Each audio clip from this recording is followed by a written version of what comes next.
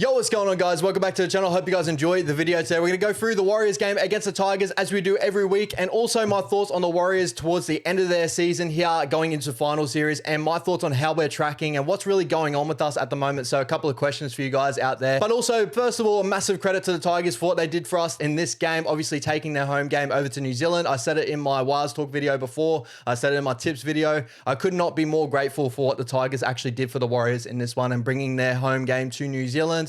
No other team has done that for us this season, even though all the stuff that we have given up. I don't want to be like that Warriors fan to say we've given up so much, you know, those last couple of years and that, but we really have. And yeah, you're the only team in the competition that actually showed us, you know, obviously the Broncos, I think, had like a thank you New Zealand on their jerseys and stuff like that. But, you know, for a full team like to take their home game over to New Zealand, that is absolutely massive. And I do want to appreciate every single one of you guys and also give you the credit in this game because you've made us work for it. You scared us in a couple of moments in this game, and we'll go through that a little bit and my thoughts overall. But Dane Laurie and all that were fucking amazing, and your defensive effort in certain moments was awesome and really troubled us in this game. We got a couple of rough calls, but being a Warriors fan, I know, you know, how you feel. We got a couple of rough calls as well, so I won't touch on that too much in this video overall. But obviously, you know me as a Warriors channel mostly. You know, I do a lot of rugby league content and that, but we're going to talk Warriors today. And overall, I thought in this game it was really, really scrappy. It's starting to really like worry me now that consistently the last like couple of weeks we have had these real scrappy sort of moments in us. I did have an excuse for the Titans game. Obviously, you know, the Raiders game, dominant. We were a dominant team for about 70 minutes of that game, in my opinion, and a lot of their tries did come off kicks and just big moments like that. Obviously, the only try that didn't was the last try for the Jack White and putting who did he put through that hole? Albert Hopewate, and then he got the ball back on the inside. And with the Titans game overall, I could give you my excuses as well with that, because due to like the tries that we conceded in this game, obviously the Stimson try was off a grubber, the Fafita try was like 2 meters out, he just crashed over. It's pretty tough to stop someone there. But obviously, you know, the Jaden Campbell one was off an intercept that should have got called back ages ago because of Aaron Shop touching the ball, but that is what it is. Those are my two sort of games, and I'll give you my excuses there. But in this one, I don't really have any excuses. I feel like that we seem to be a little bit flat, and I could even say, you know, in that Titans game, we were flat in that game. That Raiders game before, we were dominant throughout the whole game. We probably could have put more points on. And I think scoring points isn't really our big problem area in this one, and even sometimes our defensive efforts aren't really like a big area. It just feels like there's like scrappiness. A lot of it does feel like, you know, when we go left, you know, Metcalf is still trying to figure out his options as a team. And I heard this from Rugby League Guru a little while ago about Metcalf, that he believes that he's more of a fullback than a half. I'm starting to see that a little bit more now. I don't know if you guys are starting to see it, but I feel like Lukey really like thrives when he starts to get those 3-on-2 options instead of being 4-man in and having to work with the edge back row on that edge. Obviously, a fullback, when they sweep around, they have 2 men on the outside of them. So I don't know if he's still trying to deal with like numbering up, but he has played a lot of half and all that in the Newtown Jets back in the Cronulla Sharks days and stuff like that. So I don't know if that's really an option, but I do feel like there's clunkiness on that side.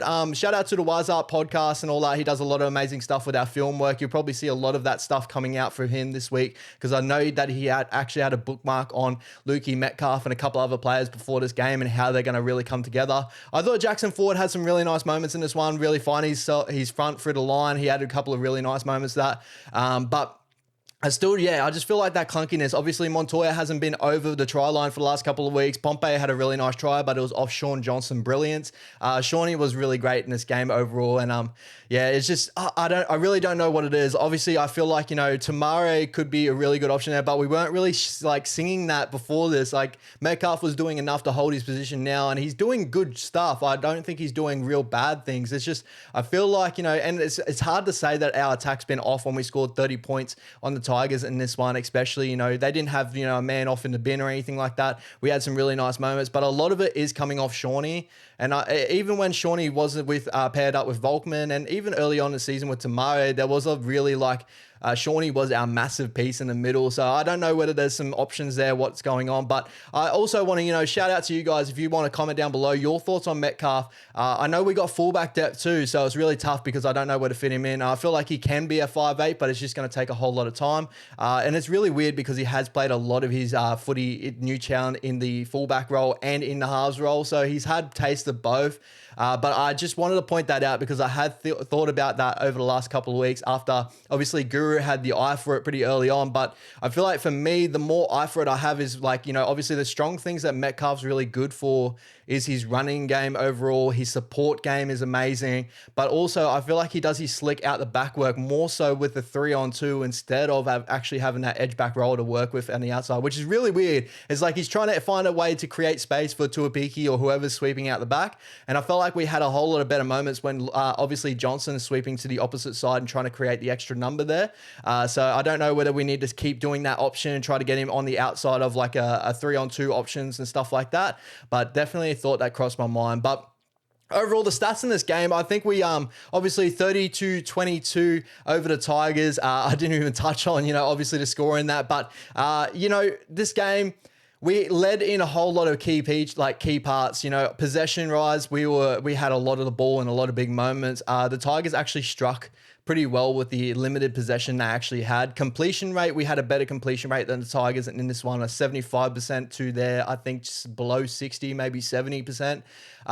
So we had those moments. Obviously, we have a whole lot of key things there. Like, you know, we were up 400 meters on our run meters. I think we had more tackle breaks. I think we had less missed tackles. So a couple of things that did shine, like, you know, obviously we got beat by a couple of individual brilliant sort of moments and that. But if you actually watch the game, I do feel like there was a couple of moments where our defense maybe fell asleep. And that's the really big worrying part. And obviously Webby coming out in the press conference did confirm that he feels like we lose concentration in moments. And I feel like not an excuse to the boys or anything like that. And I feel like maybe, you know, coming into the finals, we're in a big piece. We're in a top 4 finish. I hope this isn't the case, but I feel like the boys, you know, in between, you know, we go to 2 try leads. In this game, we went to 12-0, and then we fell asleep a little bit and they got a couple of tries on us. And I feel like a lot of that did come off when Wade Egan went off too, with obviously the elbow to the throat and that. But I feel like, you know, we were 12-all at that point at one stage. I'm pretty sure too. I got to double check that.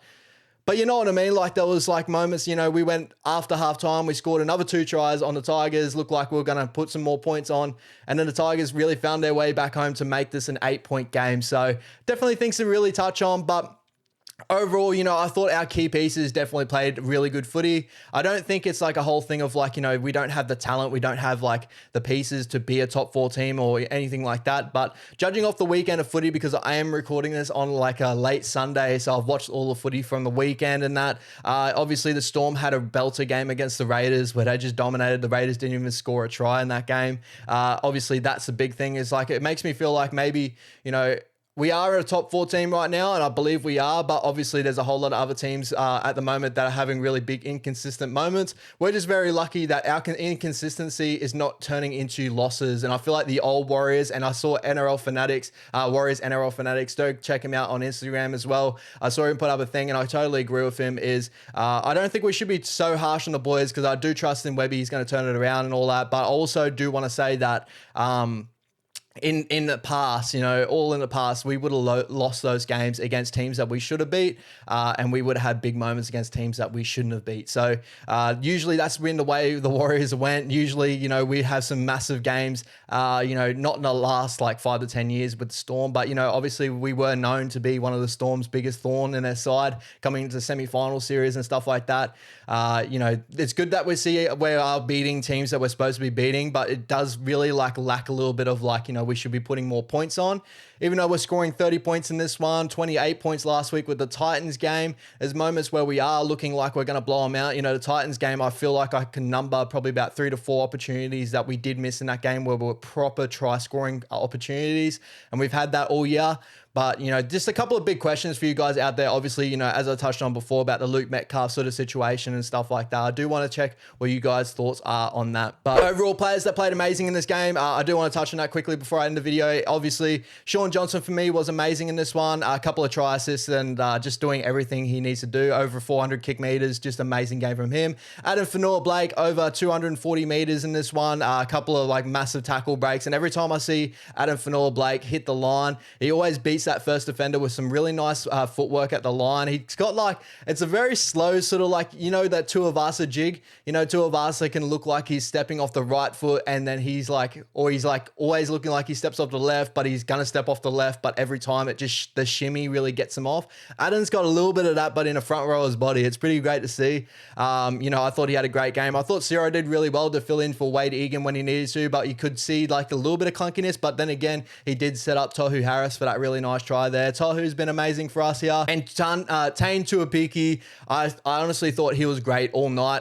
Biggest thing with Tane, and the one thing I do want you guys to notice with him, obviously he did not touch the, like, you know, the big highlight stats, even though he did have a couple of like really nice moments in this game, but his positioning was absolutely amazing in this one. There was like 4 to 5 opportunities. I'm pretty sure 3 to 4 at least you can count in the game. It's pretty much nearly every time the Tigers, because they felt like they were low in momentum when they got to a kick, it was try and go for 40-20s every single time. And Tane, like, we had been susceptible to some 40-20s that swayed the game. Obviously the Melbourne Storm game really comes to mind, that sort of stuff. I think, you know, the Raiders probably had a big moment like that in that game. I can't really remember off the top of my head in that one, but Tane was in the best positions both times. And that's really like a thing of like a Gutho sort of like look. You know, Gutho for me is the best position fullback in the competition because he doesn't rely on his athleticism and his speed to get himself there. He gets himself there when he needs to be there. If you're a young fullback to watch, you know, you got your Teddies, you got all these other boys like Reece Walsh and stuff like that, where their positioning's amazing, but a lot of it does come down to athleticism. Sort of like what Billy was really good at in the day, where he would just get to the point through his speed, and that, even though Billy's one of the greatest positioning fullbacks in ever, but Tane has got like that Gutho sort of thing, where Tane's got the athleticism and that, but every time I saw, you know, the kick go through, you usually found his like straight down his throat. He was in the best position possible to actually make that happen. It reminds me of Tristan Saylor as well. Tristan Saylor was really good at that when he was playing for the Broncos when Reece Walsh was out. So very good things to keep in mind there. If you're a young fullback out there, I would recommend like looking at Gutho, looking at players like that, because, you know, he doesn't use his athleticism to get there, but he gets to the right spots every time and he always finds himself in the right spot. I feel like Chancey does that really well as well. But just this was a massive, like, you could really notice this with Tane. Every time that the kick was going to the corner, going for a 40-20, he seemed to just be there every single time. So really good work from him there. Obviously, coming into the next game, we got the Manly Seagulls. And for this one, I'm a little bit worried. Obviously, Manly had a really good game against the Panthers over the weekend. Really unorthodox. They missed a lot of big opportunities in that game. You know, shout out to like Schuster with the kicking game, Ruben Garrick with the kick. You know, they were just trying to kick really early. I felt like, you know, even Seabolt came out with that was their kicking, that was their game plan for that one, which is, I can understand it a little bit with the Panthers. You got to kind of put them off because they're so structured, but they're so good at what they do. They're just such a good system. I feel like, you know, the Seagulls have been up for a couple of games for the last couple of weeks, and that we really need to come into this game because this one really determines if we stay in this top 4 race or we drop out, or we end up finding ourselves maybe dropping out due to other sort of results coming into it, because the Sharks were pretty close to getting to the top 4, even though we're 4 points ahead of them. And obviously the Storm are now 2 points behind us at the moment in 4th place. So whether we want that home final, we need to win games from Manly, and then our other 2 games at the end of the season. Obviously the Dragons one, not confident, but like, you know what I mean? Like I feel like the Dragons one isn't as tough as the Manly game, and the Dolphins to end the season. The Dolphins are always tough, especially at Suncorp. So hopefully the boys can really regather. Webby, I have trust in Webby. I think Webby's going to do amazing stuff to really turn us around a little bit and just, you know, win the games when we need to win. So when we get the finals, hopefully a lot of this is like we're taking breaks in games. So when we come to the finals, we do have like that little bit of spurt of energy and we play our best game in finals. And we're playing all our subpar games at the moment.